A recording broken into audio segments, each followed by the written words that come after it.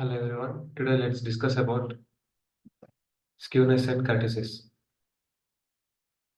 Skewness and curtices లో first మనం skewness గురించి మాట్లాడుకుందాం. ఈ స్క్యూనెస్ అనేది స్టాటస్ టాపిక్స్ కిందకే వస్తుంది.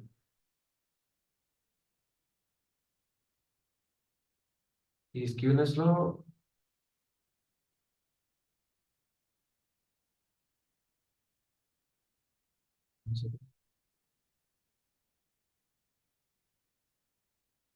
ఫస్ట్ మనం చూసుకుంటే ఇక్కడ క్వశ్చన్ అన్నమాట. క్వశ్చన్ లో ఫైవ్ క్లాస్ ఇంటర్వెల్స్ ఉంటాయి అనమాట. 0 to 20, 20 to 40, అలా 80 to 100 వరకు ఉంటాయి. దీంట్లో మనం స్క్యూనెస్ కోసం ఫస్ట్ త్రీ ఫార్ములాస్ ని వేసుకోవాలి. త్రీ ఫార్ములాస్ ఏంటంటే మీన్, మీడియన్,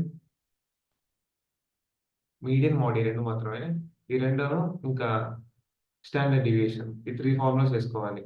స్టాండర్డ్ డీవియేషన్, ఈ త్రీ ఫార్ములాస్ ని కనుక్కోవాలి. ఈ త్రీ ఫార్ములాస్ ని ఈ టేబుల్ నుండి మనం ఎక్స్ట్రాక్ట్ చేసుకోవాలి వాల్యూస్ ని, సిగ్మా ఎల్, ఎక్స్ఐ ని, సిగ్మా ఎఫ్ ని. ఇవి తీసుకున్న తర్వాత మనకి ఈ మూడు వాల్యూస్ ని మనం స్క్యూనెస్ అనే ఫార్ములాలో సబ్స్టిట్యూట్ చేసుకోవాలి. స్క్యూనెస్ ఫార్ములా ఏంటంటే mean minus mode by standard deviation.